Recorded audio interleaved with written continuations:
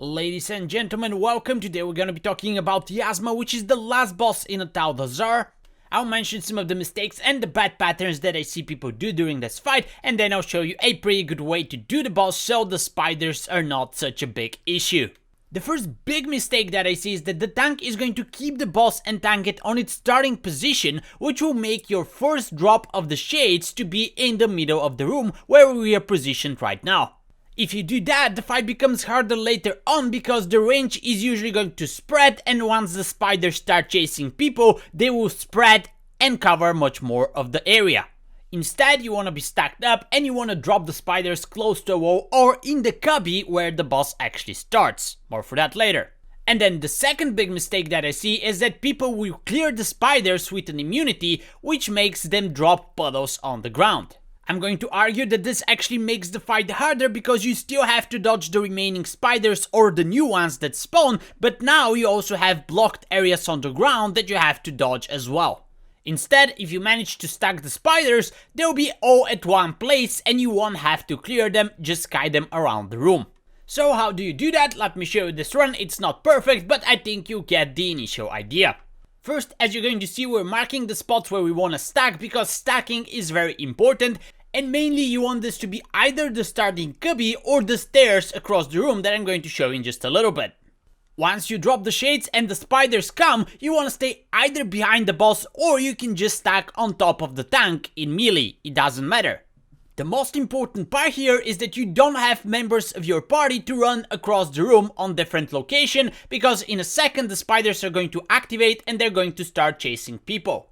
As you can see, if you're behind the boss, you start running towards the boss, and if you're melee, all the spiders are going to converge into that one single point.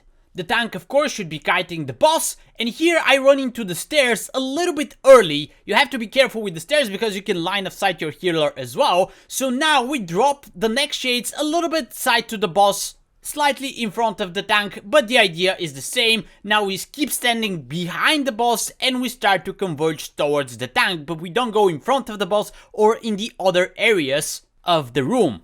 As you can see, even if there's spiders that are slightly off the pack, they will converge back into it, and then you can move the boss to the other end of the room and drop the next shades into the cubby where you started. As you can see, the hunter is actually clearing the spiders here. As I said, I don't think that is necessary. I would rather keep your immunities if you get the racking pain, so you can help your healer, and if you do the stacking and the kiting correctly, you won't need to clear the spiders. So over here, we drop the next shades in the cubby, and then we continue running behind the boss, or we just stack on top of the tank and slightly move the boss once the spiders activate. Again, the most important part here is stack as much as you can and stay away from the center of the room. The closer you are to the wall, the better you're going to stack the spiders away from the center, giving you more space to go around and kite the boss. We are slowly making our way around the room. This time we're going to try and drop the shades on the stairs. And we do have enough CC to drop them close to the boss, but the tank can drag the boss a little bit further away if you cannot slow and stun the mobs so they don't reach the boss. This time we executed this quite well.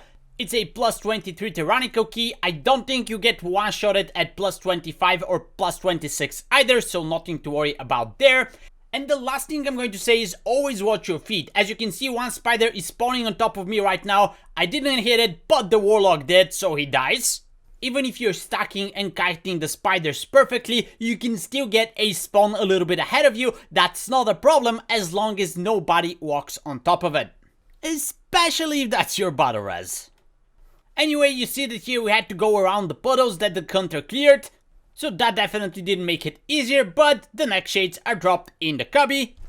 All the spiders are behind us, and we're going to keep kiting around the room until the boss is dead. So that's it for this video. Hopefully that makes Yazma a little bit easier for you, because this is the break point of every Atal'Dazar. And you can keep an eye on my channel, because I'm going to publish very shortly a bigger video talking about healing all the hard tyrannical bosses this season. Thanks for watching, good luck in your keys, I'll see you in the next video. Until then, bye bye and take care.